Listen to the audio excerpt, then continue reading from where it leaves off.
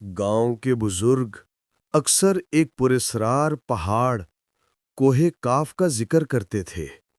کہتے تھے کہ وہاں صدیوں سے کوئی نہیں گیا اور جو گیا واپس کبھی نہ لوٹا۔ لوگ اسے محض کہانی سمجھتے تھے، لیکن فراز کو حقیقت جاننے کا جنون تھا۔ ایک رات وہ ٹارچ اور ریکارڈر کے ساتھ کوہ کاف کی گھنی تاریکی میں داخل ہوا۔ پہاڑ کے دہانے پر ہوا اچانک بوجھل ہو گئی۔ خاموشی اتنی گہری تھی کہ دل کی دھڑکن بھی گونج رہی تھی۔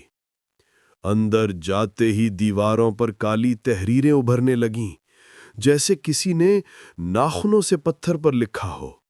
ریکارڈر خود بخود آن ہوا اور ایک بھاری آواز گونجی، یہاں سے لوٹ جاؤ ورنہ تم بھی لاشوں میں شامل ہو جاؤ گے۔ فراز کے قدم لڑکھڑائے، لیکن تجسس غالب آیا۔ آگے بڑھتے ہی اس نے دیکھا کہ غار کی چھت سے کئی سوکھی لاشیں الٹی لٹک رہی تھیں۔ ان کی آنکھیں کھلی تھیں اور چہروں پر خوف جمع ہوا تھا۔ اچانک ان لاشوں نے ایک ساتھ چیخنا شروع کر دیا۔ پہاڑ ہلنے لگا، سایوں کی فوج چاروں طرف سے فراز پر ٹوٹ پڑی۔ اس کی ٹارچ بجھ گئی اور کہانی اندھیرے میں ڈوب گئی۔ اندھیرے میں فراز کو لگ رہا تھا جیسے سینکڑوں ہاتھ اسے گھسیٹ رہے ہوں۔ اچانک ایک سرخ شعلہ سا بھڑکا اور اس کے سامنے ایک کمرہ روشن ہوا۔ دیواروں پر انسانوں کے چہروں جیسے نقوش تھے جو کراہ رہے تھے۔ فراز جوں ہی آگے بڑھا، فرش میں سے خون کے تالاب ابھرنے لگے۔ ان میں چہرے ابھرتے اور ڈوبتے، جیسے زندہ انسان پانی کے اندر قید ہوں۔ اچانک اس کے کان میں ایک سرگوشی ہوئی، ہماری چیخوں کا حساب اب تمہارے ذریعے پورا ہوگا۔ وہ بھاگنے لگا، لیکن ہر طرف راہ بند ہو چکی تھی۔ خون کی دھند میں اسے ایک پرانا دروازہ دکھائی دیا، اور جیسے ہی اس نے ہاتھ رکھا، دروازہ خود بخود کھل گیا۔ دروازے کے پیچھے ایک پرانی بستی کا منظر ابھرا۔ کچے مکان، خوشیاں مناتے لوگ، بچے کھیل رہے تھے، لیکن ساتھ ہی ایک اور مخلوق بھی تھی، لمبے قد کے، آنکھوں میں روشنی لیے، عجیب مگر پرسکون۔ انسان اور وہ مخلوق مل جل کر رہ رہے تھے۔ پھر اچانک منظر بدلا۔ کچھ انسان لالچ میں آ کر اس مخلوق کو دھوکہ دینے لگے۔ انہیں پکڑ کر قید کر دیا گیا، ان پر ظلم کیے گئے، عورتیں چیختی رہیں، بچے مارے گئے۔ فراز کی آنکھوں کے سامنے پورا گاؤں خون میں نہا گیا۔ پھر وہ مخلوق بغاوت پر اتر آئی۔ رات کے اندھیرے میں پورا گاؤں جلا دیا گیا، انسانوں کی لاشیں ٹکڑوں میں بکھریں اور چیخوں کا شور آسمان تک گیا۔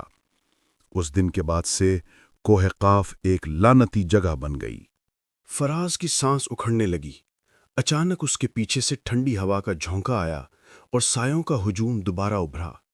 اب کے باہر وہ انسانی شکلوں میں نہیں تھے، بلکہ آدھے انسان آدھے وحشی جانور جیسے۔ ان کی آنکھیں دہکتی آگ جیسی تھیں۔ ایک سایہ آگے بڑھا اور غرایا، ہمارا انتقام ابھی ختم نہیں ہوا۔ جو بھی یہاں آیا وہ ہمارے غصے کا ایندھن ہے۔ اچانک غار میں آگ کے شعلے بھڑک اٹھے اور فراز کو لگا جیسے وہ کسی دوزخ میں آ گیا ہو۔ اس کے ارد گرد لاشیں کھڑی ہو کر چلنے لگیں۔ کچھ اس کے کان میں روتی آواز میں مدد مانگ رہی تھیں اور کچھ دانت پیس کر اسے نوچنے کے قریب تھیں۔ فراز چیخ کر بھاگا، لیکن راستے کی ہر دیوار میں سے ہاتھ نکل کر اسے روکنے لگے۔ آخر کار وہ ایک بڑے ہال میں جا پہنچا۔ ہال کے وسط میں ایک پتھریلا تخت تھا جس پر ایک بھیانک وجود بیٹھا تھا، آدھا انسان آدھا سایہ۔ اس کی آنکھوں سے خون ٹپک رہا تھا۔ وہ دھیمی مگر دہشتناک آواز میں بولا، ہم سے غداری کرنے والے انسانوں کی نسل کبھی محفوظ نہیں رہ سکتی۔ تم ان کے وارث ہو، اب تمہیں ان کا حساب دینا ہوگا۔ فراز کے ارد گرد سائے مزید قریب آنے لگے۔ اس نے جیب سے ریکارڈر نکالا، لیکن اچانک ریکارڈر سے روشنی کی ایک کرن پھوٹی۔ وہ کرن سیدھی تخت پر بیٹھے وجود سے ٹکرائی۔ تخت ہلنے لگا، وجود کے چہرے پر درد کے آثار نمودار ہوئے، اور اس نے چیخ کر کہا، یہی وہ شے ہے جو ہمارے قید خانے کو توڑ سکتی ہے، اسے دور لے جاؤ ورنہ سب ختم ہو جائے گا۔ فراز نے ایک جھٹکے میں ریکارڈر کو سینے سے لگایا اور دوڑ پڑا۔ سائے چیختے چلاتے اس پر جھپٹے، لیکن روشنی کی کرن اس کے گرد ایک دائرہ بنا رہی تھی جو کسی کو قریب نہ آنے دیتی۔ وہ بھاگتے بھاگتے دہانے تک پہنچا اور جیسے ہی پہاڑ سے باہر نکلا، سورج کی پہلی کرن اس پر پڑی۔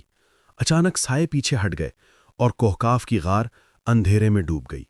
فراز بے ہوش ہو کر زمین پر گر گیا۔ گاؤں والے جب صبح اسے ڈھونڈنے آئے تو وہ نیم مردہ حالت میں وہاں پڑا تھا، مگر زندہ۔